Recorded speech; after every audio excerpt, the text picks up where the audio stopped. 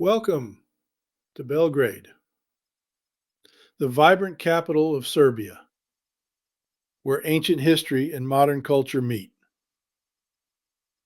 On this visit, I had the privilege of exploring one of the most awe-inspired religious landmarks in the Balkans, the Church of Saint Sava. Rising 79 meters into the sky, the Church of Saint Sava is not only the largest Serbian Orthodox church in the world, but it also ranks among the largest Orthodox churches anywhere.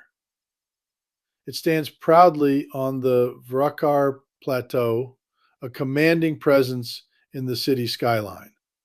But this is more than just a monumental building. It's a symbol of Serbian spirituality, resilience, and national pride.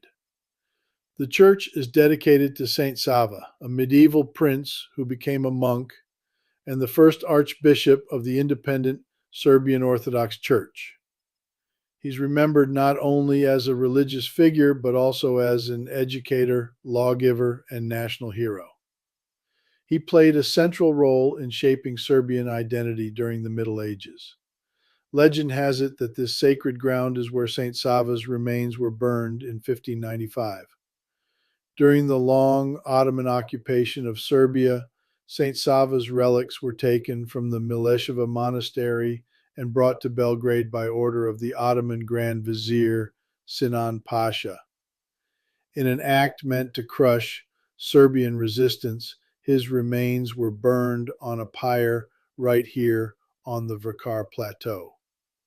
Ironically, that act only deepened his symbolic power among the Serbian people, and today, the church built on this very spot is a powerful reminder that faith and identity can endure through centuries of hardship.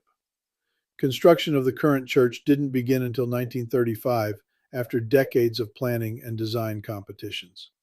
The final design, by architects Bogdan Nestorovic and Alexander Doroko, was inspired by the Hagia Sophia in Istanbul. Like that famous Byzantine masterpiece, St. Sava's church features a massive central dome, one of the largest in the world, with a diameter of over 30 meters. The dome alone weighs more than 4,000 tons. Amazed. Unfortunately, construction has been repeatedly delayed by war and political turmoil. Work halted during World War II and didn't resume until 1985. The dome was finally completed and lifted into place in 1989, a remarkable feat of engineering. Even then, the interior work continued for decades. The church wasn't formally completed and consecrated until 2020, 85 years after construction first began. When you step inside, the grandeur of the church is immediately overwhelming. The vast interior space, still echoing with the soft chants of worshipers and the faint scent of incense, is both majestic and serene.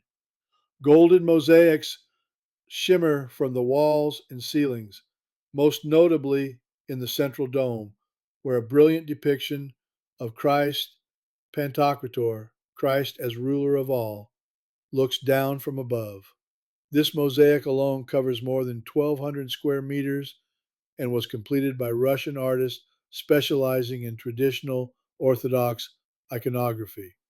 What's remarkable is how the church balances monumental scale with spiritual intimacy. Despite its immense size, it doesn't feel cold or impersonal. The atmosphere invites reflection and reverence. Small side chapels provide quieter spaces for prayer and candle lighting, while the grand nave opens up to the heavens, creating a powerful sense of vertical ascent, something that draws your eyes and your thoughts upward. Below the main sanctuary, I visited the crypt, a beautifully finished space with arched ceilings, gleaming chandeliers, and extensive iconography. The crypt houses a chapel as well as a museum space. It's a serene and contemplative area, far from the bustle of the city above. The detail in the mosaics here is every bit as impressive as in the main church. Walking through this space, you can feel the layers of history and devotion that have shaped it. It's not just a church, it's the embodiment of a people's journey through centuries of struggle, survival, and hope.